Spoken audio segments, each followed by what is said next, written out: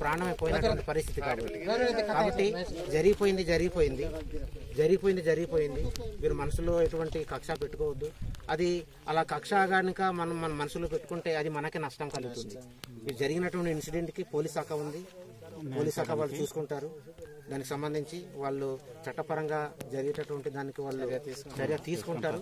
కాబట్టి మీరు ఇంకా ఈ మనసులో ఎటువంటి భేదాభిప్రాయాలు ఇంకా లేకుండా మీరందరూ కూడా ఒకే కుటుంబం అంటున్నారు. కాబట్టి ఒకసారి మీరు మళ్ళీ ఒకసారి మాట్లాడుకుని అందరు కూడా సౌఖ్యంగా అందరు కూడా కలిసిమెలిసి బ్రతికేలాగా మీరు నిర్ణయం తీసుకోండి. ఒకే ఫ్యామిలీ అంటున్నారు కాబట్టి కొన్ని వేరే ఫ్యామిలీ అనుకుంటే వేరే ఏదో అనుకోవచ్చు. ఒకే ఫ్యామిలీ, ఒకే కుటుంబం, ఎక్కడో ఒకటే బీజం నుంచి వచ్చినటువంటి వేర్లు ఇదంతా కూడా అంతే కదా. ఒక తల్లి చెట్టుకి వచ్చినటువంటి వేర్లు ఇదంతా కూడా మీరందరూ కూడా. సో చైతన్యం మీరు గ్రామంలో చదువుకున్నటువంటి వాళ్ళు చైతన్యం చేయండి.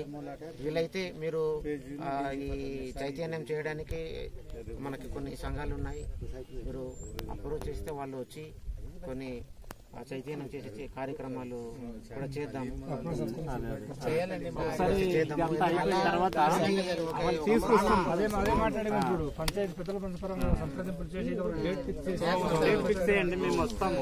తప్పకుండా మేము మా సంఘం తరఫున తప్పకుండా ఏదొక రోజు మీరు చెప్తే వస్తాము, మాట్లాడదాం.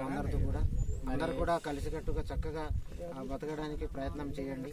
మరి ఇలాంటివి లేదు, అసలు చెడిపి చిల్లంగా ఉన్నటువంటిది లేదు.